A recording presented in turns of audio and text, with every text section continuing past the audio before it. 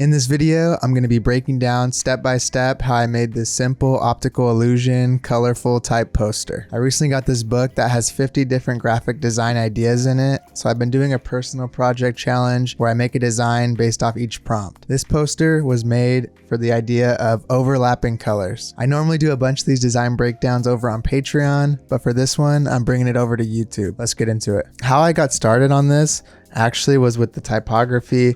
I had just placed this down here. It's a really cool font that I've been liking lately called Apfel Grotesque. What's cool about it is it has this Brucked version, which was made to leave little gaps in the letter forms. That way when you print it, it uses less ink, but they made it so it's still legible, like from small sizes or far away. And I think that's just like a really cool concept for a typeface. The reason I chose this typeface too was I really like that it's simple, but it's not just like I'm always using either Helvetica or Neue Haas Grotesque, and I wanted to switch it up a little bit. This is just a pretty simple layout. Kind of started everything at a -25 kerning and then manually went in and fixed, some of the spaces like that. And I got this quote actually from the Mark Manson book, I believe, The Subtle Art of Not Giving a Fuck. I'm pretty sure that's where I got this quote. Usually I just write down random quotes and highlight stuff I like so I can use it in designs later or write them in my phone. And I wanted to highlight this because I really like the idea that a lot of people have problems, and I've had way worse problems than I do now in the past. But I think as your life changes and gets better or worse, your problems change. And just because your life's super good at some point doesn't mean you don't have problems. So I think people like to think, why is that person sad? They have everything, or they have money, or they have this. But you're going to have problems. They're inevitable. You can't fix problems. So you want to hope for a life of problems that are good, not bad ones, like being hungry and not knowing where you're going to sleep and things like that. And then we just did a all caps -25 kerning and laid it out at the bottom right there. And then what I wanted to do actually was, I don't normally just use color. So I started just putting in color blocking like this. I wanted to do something where it was just like kind of like a spray paint over the top. I wasn't really liking how a lot of it turned out. I tried doing different little shapes like this, and overall it was starting to look cool, but I felt like it needed more. And how I was making these was just the soft brush, choosing a random color, and then you just, literally just like something like that. No big deal, quick, trying not to think too much about it to create some actually organic form. I was coming in and crossing it up like that or whatever. And if you can even turn on the smoothing a little bit on Photoshop, and it helps you create some smoother shapes. Doing that, but I felt like color would work good with this design because it's like emotions and feelings and problems, but I wasn't really liking how a lot of these were turning out.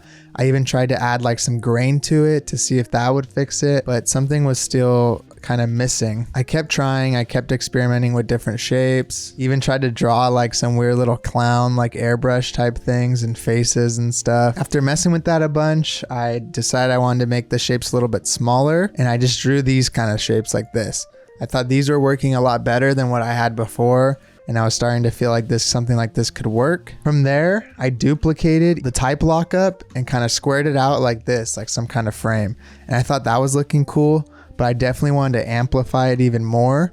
So what I did was just shrink down the sizes and then further, like, kind of like a portal all the way down. Not only would the colors kind of almost be distracting from the type, like I wasn't going for real legibility here, but your eye just kind of gets drawn towards the center like this weird portal thing, and I thought that would work cool. Then I was like, do I want the type to be black? Do I want it to be white? I feel like sometimes I'm only using those two colors for type, and I'm using colors all around, and I decided let's throw the blue on top. And here, I like this. The colors it has a lot of visual tension. I've been trying to experiment with these colors that kind of almost have this vibration because they're too contrasty and bright. The whole idea of this prompt was overlapping colors, right? So I wanted to push that to the extreme kind of. I didn't necessarily like these colors. The values of each one worked.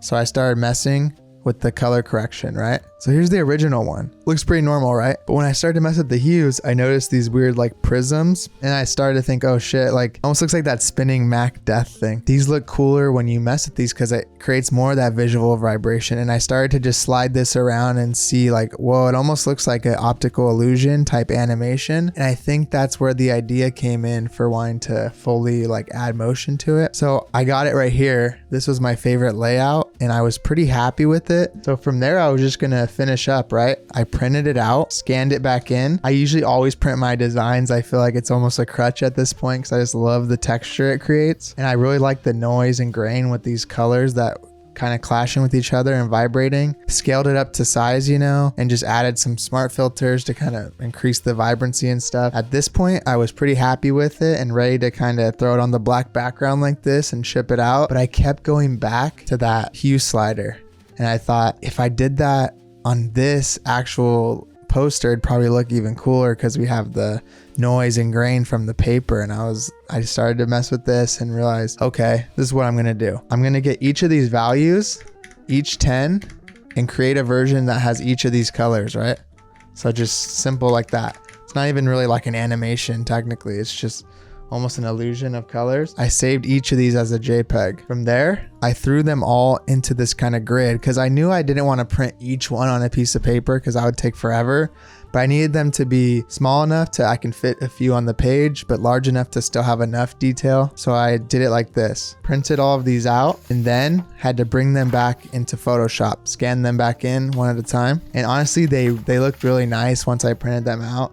When I was looking at them on each little slide and piece of paper, I was really happy with it and excited to scan it back in. So here's the scans, you know, we scanned them in and we were getting that nice color and texture. And what I had to do here was scale each one up to size, right? This honestly was a hassle and took long because these big files, I feel like if I had a worse computer, it would have took longer. I basically had to scale each one up to, you know, fit the container and make sure the edges are good and everything. And I actually applied a smart filter also on the printed version to just increase the contrast, bump the vibrance, that kind of thing. So once this was the tedious part, lining everything up, and I saved them all into groups right here, and I just had to export them basically one by one. I don't know if this is the most efficient way to do this by any means, and I just wanted to try it out.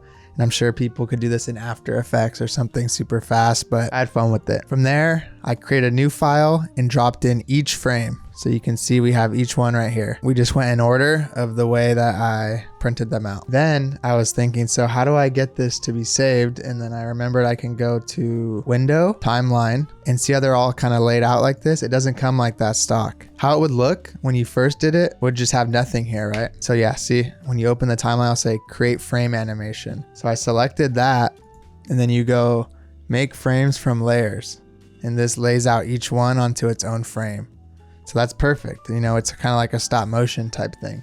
Then all I had to do there was export, render video. This was the version I exported from Photoshop. It was a little too fast and it had the black edges. So I brought that into Premiere, cropped it, and then just slowed it down to like 120%. So it went a little bit smoother and looked a little nicer. And I wanted to loop it twice because I knew I wanted the person to be able to look at it twice without that weird like little jump that social media causes. We added in some music that I got online, royalty free, and then just mixed it in. So here's the final one.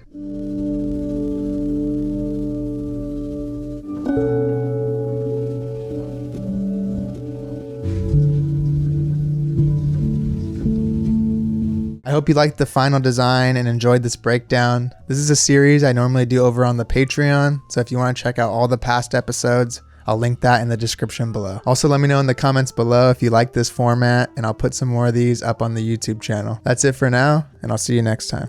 Peace.